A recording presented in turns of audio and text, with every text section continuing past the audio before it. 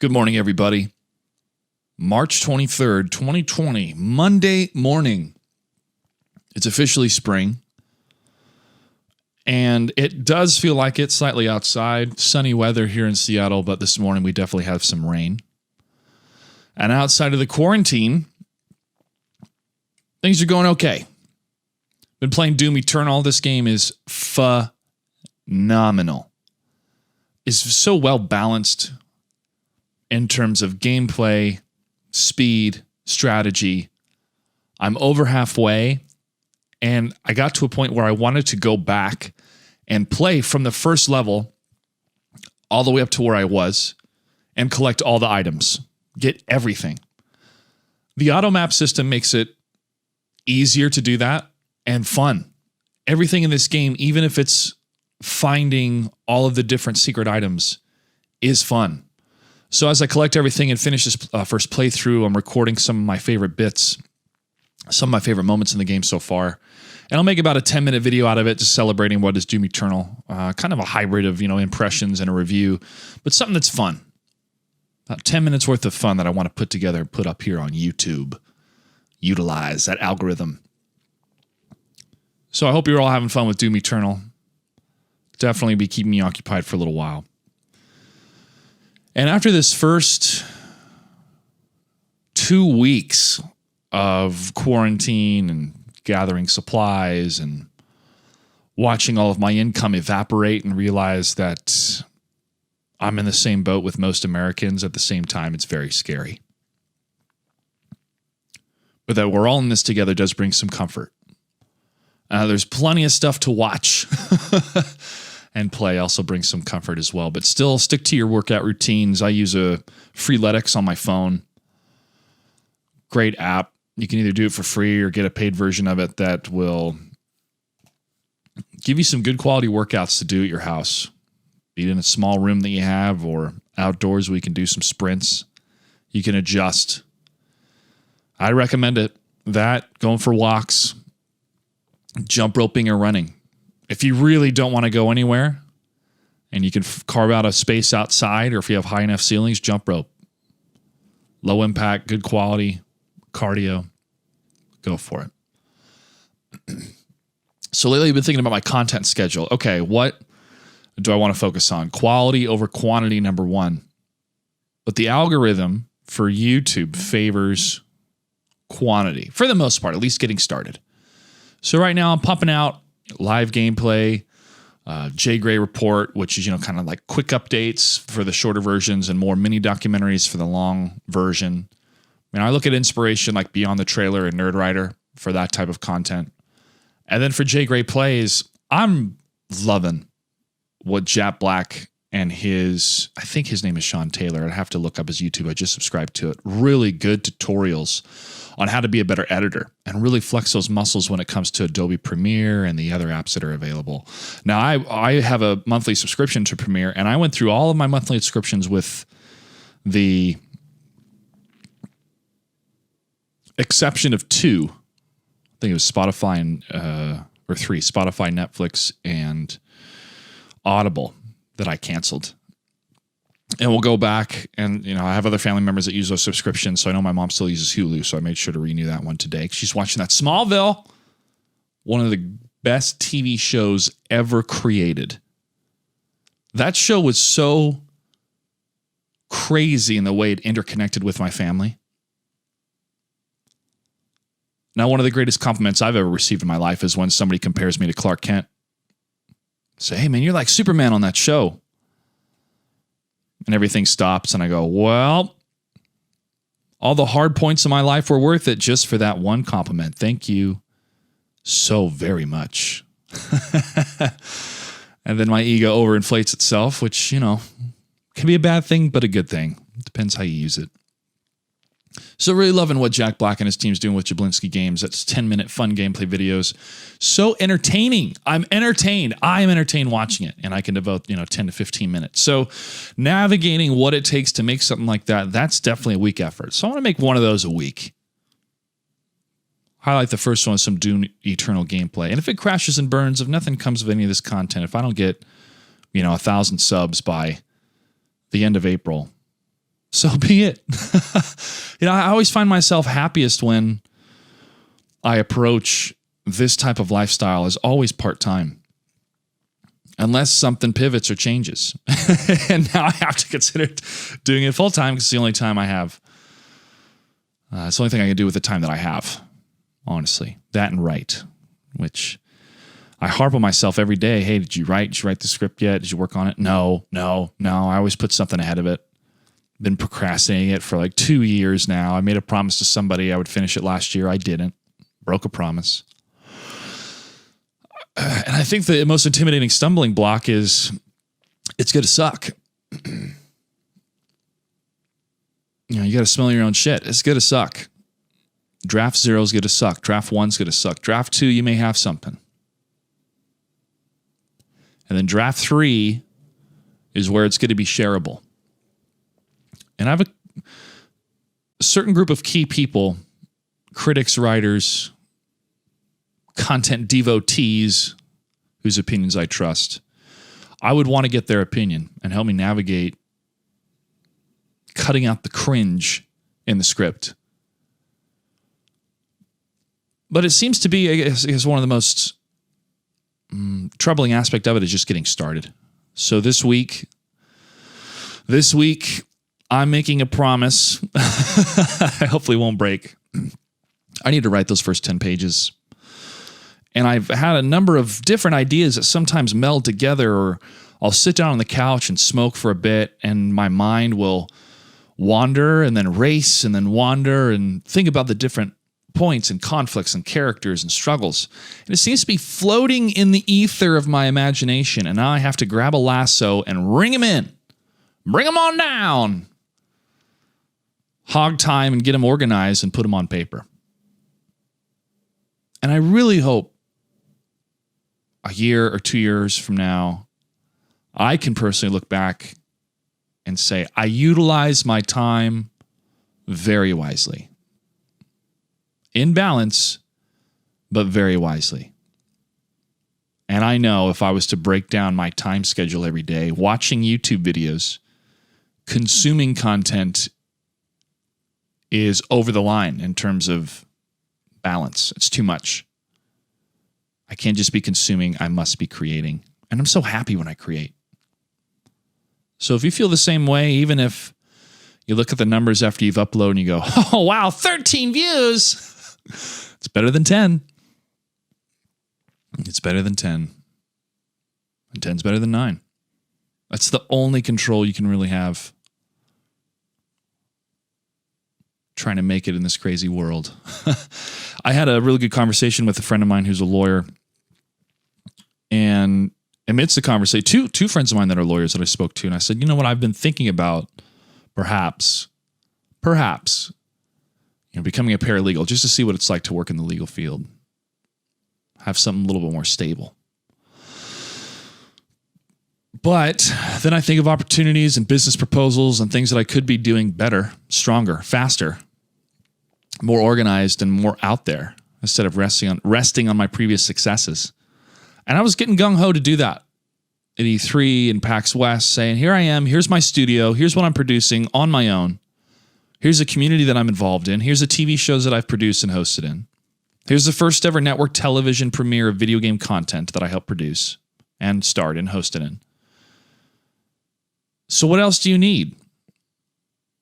And unfortunately, it seems that a lot of the people that are making the money in esports are the ones that are sucking up to venture capitalists and telling them what they want to hear, but not telling them the truth. And that's a whole other Jay Gray report. Where I just don't feel comfortable sucking money from venture capitalists,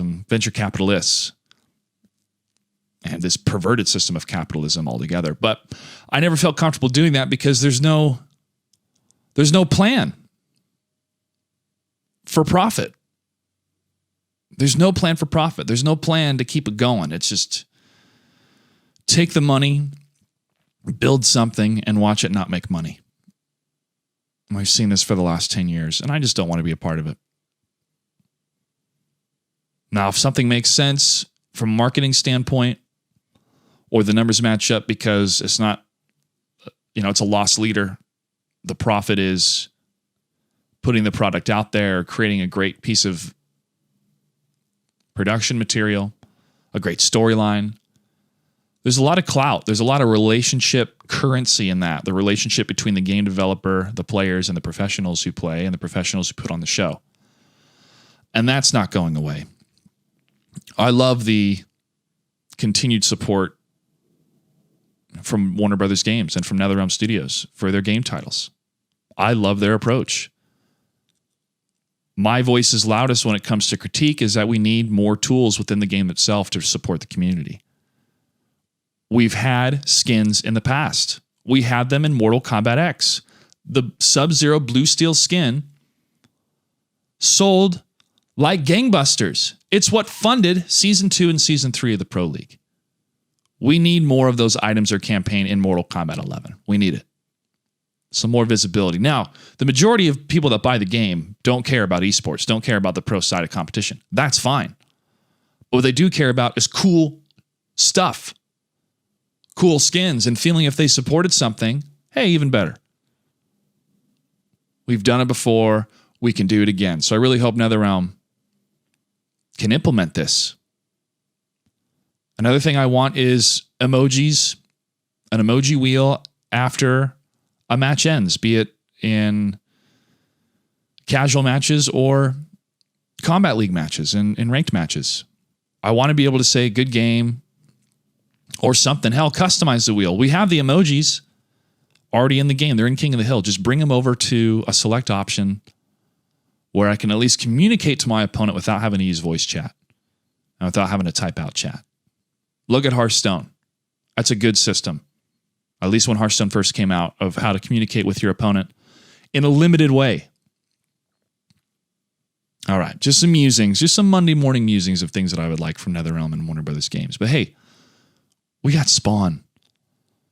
And we've seen so many improvements ever since MKX. Ever since, Mortal Kombat 9, honestly, but really the online, the support, everything, MKX.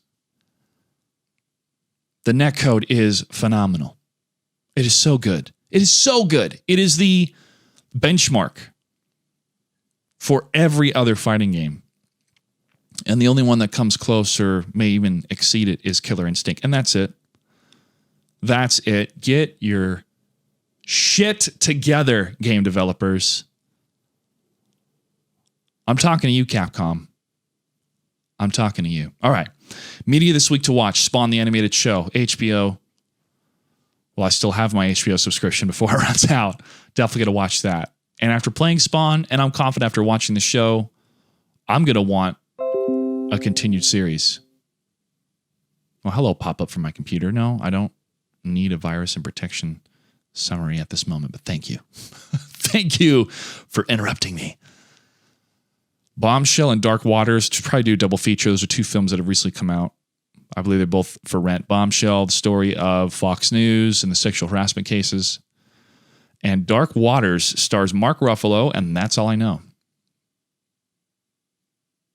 I need to watch some stand-up comedy this week as well. I've been such a Dave Chappelle kick a year ago.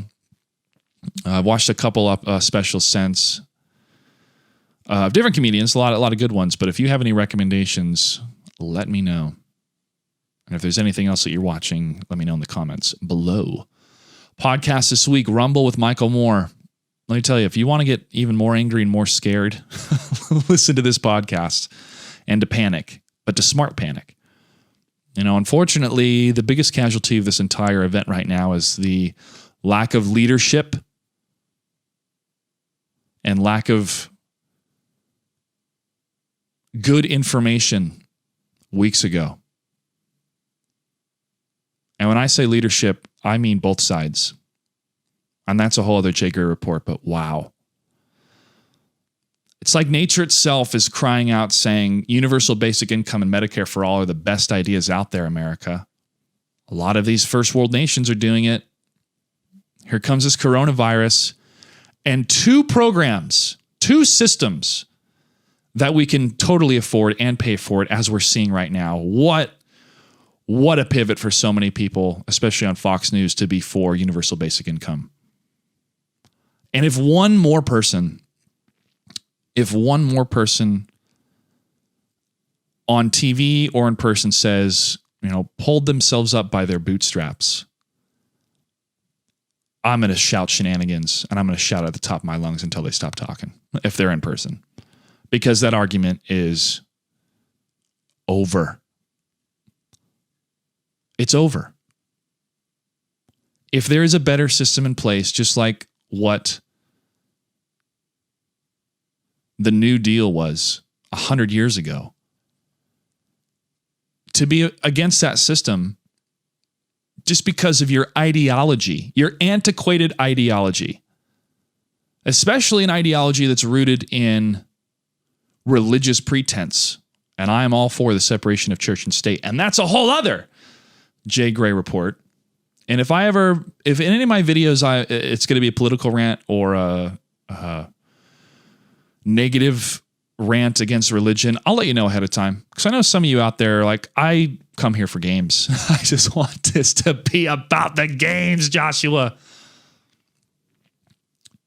I hear you. But sometimes you have to say something because it's the most important thing to say that affects everybody. So if you're in the mood to listen to some experts and to hear some information on what's going on in the world outside of mainstream media, whether you like Michael Moore or not, I would implore you to listen to what some of the people he has on guests are, medical professionals, about the current state of things. But if you want some comedy, We Hate Movies, check out their podcast. I've been following these guys for, years. Close to a decade now. But they have some amazing episodes. They have a commentary at the moment for Justice League that you can sync up and watch Justice League with them. Tempted to. I don't know if I could sit through another round of Justice League. I would sit through the Snyder Cut, though. I think that's going to be released on HBO Max.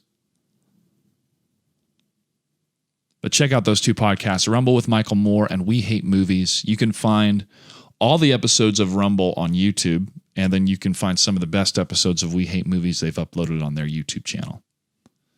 When it comes to news, two sources that I'm going to or kind of look forward to the most. There's a number of them. There's a lot, but I'll mention two. The Hill, especially Rising with Crystal and Sagar. Good to the moment or to the point information. Lovely hosts, both of them. I can listen to them talk and argue and debate and present ideas. And they're fair. At least to me, they seem fair. So I'd give them a follow or check out some of their videos on YouTube. And then Useful Idiots with Katie Halper and Matt Taibbi. They always have an episode. I think it comes out on Thursdays, but it's with Rolling Stone. It's on YouTube. You can look it up as well. But they're great.